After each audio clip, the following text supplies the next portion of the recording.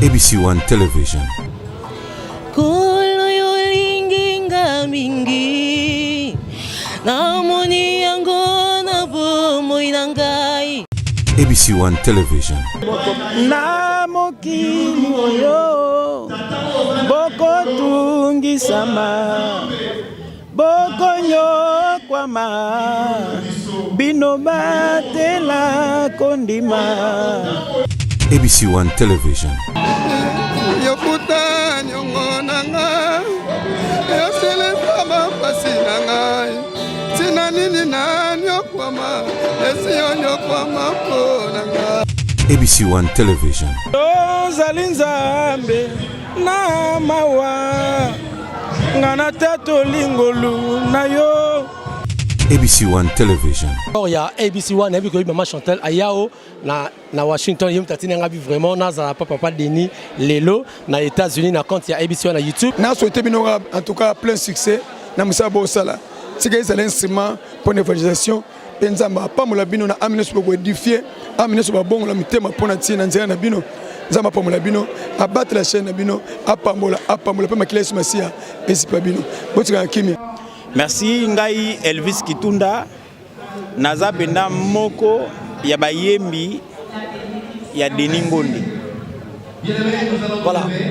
Pona yo Denis Ngonde na vino azana place nini.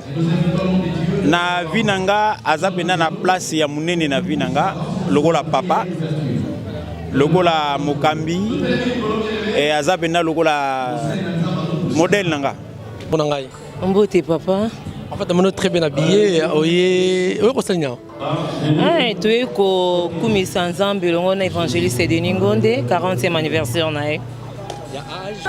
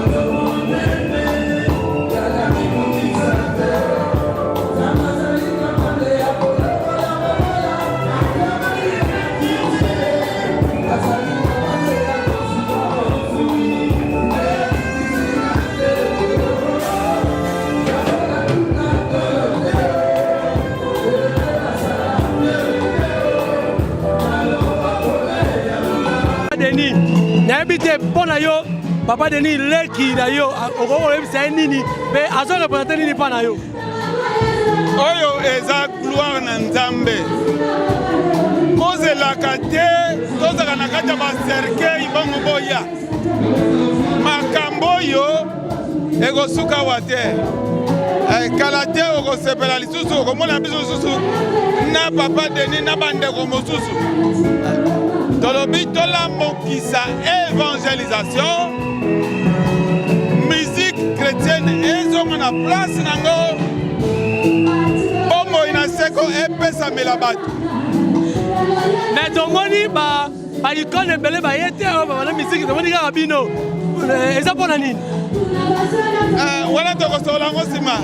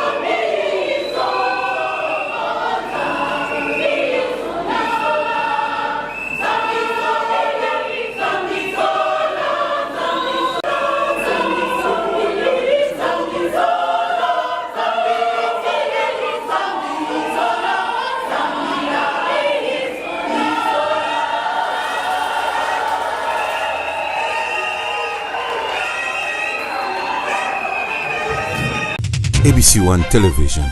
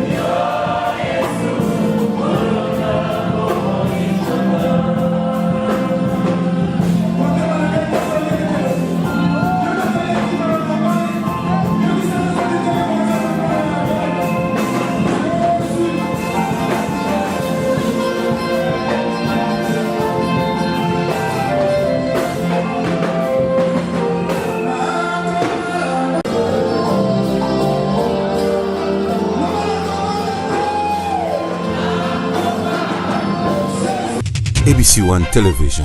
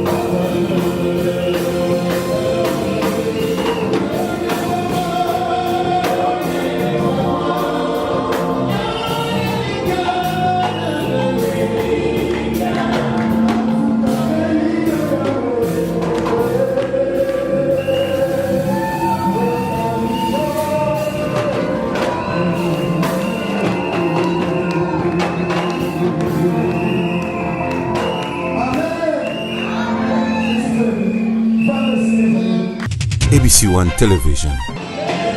Mbote mingi na sepeli mingi na motuna yo tuli ngai pamba te oyo ezali feti ya bana nzambe. Papa oyo Denis Ngonde azali papa na ngai. Yenda boti ngai na bantrai na ye musical. 40 ans na ye asali sans compromission. Fidélité pas papa na ye ya molimo. Non, c'est pas n'importe qui. Ya on a commis nzambe papa nzambe na 40 anniversaire na ye. Bon anniversaire ya Denis Ngonde. Tena misela petentique. Na koyemba muke pozo idée. Yokuta nyongo nanga yosele pama pasi nanga tina nini na nyokwama esiyo nyokwama po nanga. Merci. ABC One Television. Les Adika Momunene, l'anniversaire ya Papa Denis. En fait, la carrière musicale na ye a 40 ans. ya musala ya nzambe bongo tobandi yango awa mpona kosepela mbula 40 ans eza pembeni te eza musika me aumeli kosalela nzambe mpe aumeli kozala fidèle koningana te atelemi na discours moko mpona évangile ya Jésus. Merci mingi. Merci beaucoup. ABC One Television. lecture na osala eza que ezali parcours il y a un géant, ezali parcours il y a un vainqueur. C'est comme ça nous sommes là pour l'encourager à continuer encore. Azali modèle et na leader la musique chrétienne na biso. Zamba zaloko. ABC One Television. 40 ans après, impressionnant les années comme on voilà. D'abord je dis merci à Dieu par rapport à sa fidélité. Na côté musala nzambe na okaja bengenga lobaki nanga. Abai nanga tambo nanga. Ekimi facilité. Il faut que banzemu nanga oyo banzani nga lekaki. Penzani nga lekaka. Banzemu na yemba eza ba circonstances de vivre la vie nanga. Nde ba prier na comme banzemu. C'était pas facile mais la Bible dit ceci. Confie-toi sur l'Éternel, mais lui t'a confessé, il agira. De temps en temps, de circonstances en circonstances, na qui sont na kuta ni kamuna hotel la kanzambi. Yango kinota batela ngai. Et mukolomo kwa tikanga te. Na banzambe 40 ans oyo nzamba tesinga fidélité nae. Même pas na binga été oyo nzamba tesinga fidélité nae. 40 ans après, Papa Denis a connaître quelques difficultés, ça va difficulté ni venir 40 ans après parce que c'est pas facile hein. D'abord, difficulté c'est par rapport à nga senga kachete na ya oyemba pesa mo transformer oyemba so pas mona malam so pas mona te bino mo oyeba mais gloire à Dieu pour te pendant 40 ans na tamolo bisike belé na tamolo mboke belé partout dans le monde na tamoli na na hôtel oyo ngate na na bandako oyo ngate na tabilamba nga na somba te et donc nyos na ngeza ngolu ba difficulté ezali eza mingi pour te na mboko na biso par exemple pas soutenir ba musicien ba artiste musicien te ba droit na biso ba droit d'auteur to bénéficier na ngote ba droit voisin to bénéficier na ngote so tem ça kala droit d'auteur ezaki soneka on na bana lo ba kuta tina ngo bana musana lia mbongo soneka mbana moko to ka mbongo bimaki o batumo ba derobaki yango to toka uzwa misolo na te donc on a vu que nzamba za lokumu pote pendant 40 ans batelinga manga ba difficulté sur le plan financier nga mo na zula ngolu nazana matériel na sala musala nazana podium nazana studio nzamba batelanga mais c'était pas facile tenez par exemple studio nga zika ça fait pratiquement plus de 7 ans 8 ans studio zika j'ai même 10 ans mais nzamba aussi ma mitema batumo boye ba vanda ikaka boye ba kanisi ba pambulanga yango ba pesa mbongo bazura nga sika na studio musiko munene na Gombe. Pour nous combattre à niveau wana ezaki facilité. J'ai subi des humiliations, batu bafinga nga baseka nga mais na osala confiance pa na Nzambe. Nzambe abattre pas à relever kinga. Donc on a solo ba Nzambe merci. Magi ba difficulté wana. Nga na be yango pendate ba difficulté mingi koleka pourquoi parce que ce sont les difficultés là comme banzembo et banzembo le comme le pambole ponongo. Alors papa Denis 40 ans après c'est vrai, vous avez pu réaliser combien d'albums déjà et puis parmi tous ces albums lequel oyo vraiment édifié makasi na yo moko sala ngo mobiki non oyo penza na trop sûr nango zaini. Au gloire à Dieu, na sala 9 albums dont 7 albums à sikapé 2 remix. Album nyos oyo sunga album nanga elike nanga comme na Yesu na kanisi ya ngolu Jova belema nyos oyo kawana na kanisi sunga album nanga ezalo ko papa botiban okope mwana mwa avantage kwa bana msuti. Merci pour ton chuté. Permettez-moi de nous montrer Oyo. Papa Denis n'a pas dit que vous êtes une icône de la musique chrétienne. Mais curieusement, Papa Denis, on a vu aucun grand musicien chrétien au Toyo Karalambo Kaoyo, na 40 ans beaucoup se sont inspirés par Nayo. Mais mon côté na moni aïe awa parmi à part Rabandero Mususu. C'est dit on invité qui bangote ou bien c'était l'égoïsme. Non, c'est l'égoïsme. On a fêté 40 ans. On a fêté ouverture à la festivité à 40 ans. Il faut bien le souligner. Le gars qui n'a pas paroisse, je m'étais intéressé à ce période de ma paroisse. yo moni na yo déranger bande wote soki na bengi ndeko buluba parce que azali pembeni awa tozane fief moko soki na bengi moron tumu po tozana na contact mingi mais quand on reste batikeli ba matusa mona ba Patrice bandeko tango na biso wana na o asiko ba na bango na bi festivité bandi lelo on a fêté 40 ans et début à festivité yango na bande on a paroisse nanga ndena okende na communauté après communauté na keti libanda. Merci. Un mot par rapport à ABC One, on a vu que Maman Chantal à Yao, na Washington, il y a vraiment Papa Denis Lelo, na États-Unis, na compte ABC One à YouTube et puis na AirTag. Voilà, nous avons un message à Souka. Nous souhaitons en tout cas plein succès. Nous avons c'est un instrument pour l'évangélisation. Penzamba pas mo labino na amine so édifier, amine so bon la mitema pour na tina nzela na bino. Zama pa mo labino abattre la chaîne na bino apamola pe makila yesu masia esipa bino. Botika kimia.